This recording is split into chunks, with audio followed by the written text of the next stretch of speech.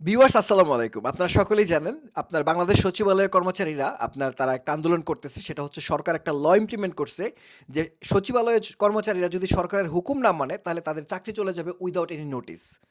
তো সরকারি চাকরি যাওয়ার আগে একটু তদন্ত করা দরকার। এইটাই কর্মচারীরা চাচ্ছে যে আমাদের চাকরি যদি চলে যায় তার আগে যেন তদন্ত হয় কেন চাকরিটা আমাদের যাচ্ছে। আর সেই আন্দোলনের এগেনিস্টে হাসনাত আবদুল্লাহ এনসিপির নেতা সে বলতেছে আমরা সেই কর্মচারীদের সেই আওয়ামী ফ্যাসিবাদকে শক্ত হাতে দমন করব। সো এখন কেউ যদি তার নাগরিক অধিকার চর্চা করতে যায় তাহলেও সে আপনার আওয়ামী ফ্যাসিবাদ হয়ে যায়।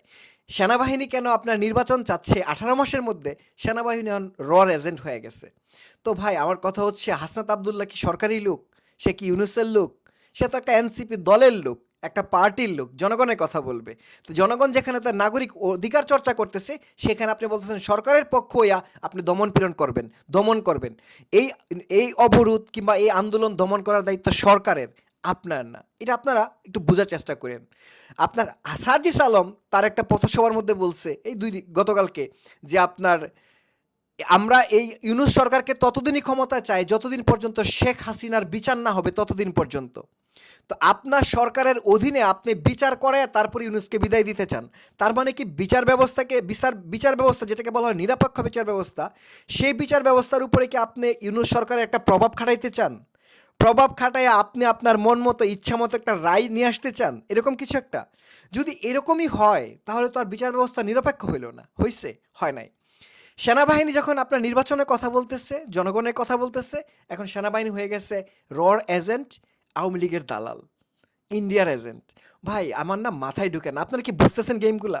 লিটারালি আমি বলি ডক্টর মোহাম্মদ ইউনুস, বন্দর, করিডোর, এই দুইটা খুবই রিলেটেড এন্ড কমপ্লিকেটেড। এই দুইটা জিনিস একটার সাথে আর একটা অপ্রতভাবে জড়িত। যে কাজগুলো ইউনুসের করার কথা না সেই কাজগুলো করতেছে, তার কারণ একটাই, উদ্দেশ্য একটাই। সেটা হচ্ছে যে অ্যাম্বিশন, যে লক্ষ্য নিয়ে সে ক্ষমতায় আসছে সেটাকে বাস্তবায়ন করতে হবে তার। আপনারা যদি সজাগ না হন, যদি না বুঝেন ইসলামিক আন্দোলনের নামে, হেফাজতের আন্দোলনের নামে, জামাতের আন্দোলনের নামে তারা দেশকে কোথায় নিয়ে যাচ্ছে এবং তাদের উদ্দেশ্য কি, বাংলাদেশের মধ্যে সবচেয়ে বড় রাজনৈতিক দল বিএনপির মতকে তারা উপেক্ষা করে, সেনাবাহিনীর মতকে উপেক্ষা করে তারা কোন দিকে যাইতে চাইতেছে, এইটা বোঝার জন্য আপনাকে রকেট সায়েন্টিস্ট হইতে হবে না ভাই। আপনি জাস্ট একটু ডিপলি চিন্তা করলে বুঝতে পারবেন যে এই ইউনুস সরকার কিংবা এই জামাত ইসলাম এনসিপি তারা কার এজেন্ডা বাস্তবায়ন করতেছে, কার কথায় তারা আন্দোলন করে, কেন আন্দোলন করে। তো সবাই ভালো থাকবেন অ্যান্ড চোখ কান খোলা রাখবেন অ্যান্ড আশা করি অবশ্যই আপনারা এই ব্যাপারগুলো নজরে রাখবেন যে হাসনাত আবদুল্লাহ, সার্জিস আলম তারা কখন আন্দোলন করে, কী উদ্দেশ্যে আন্দোলন করে।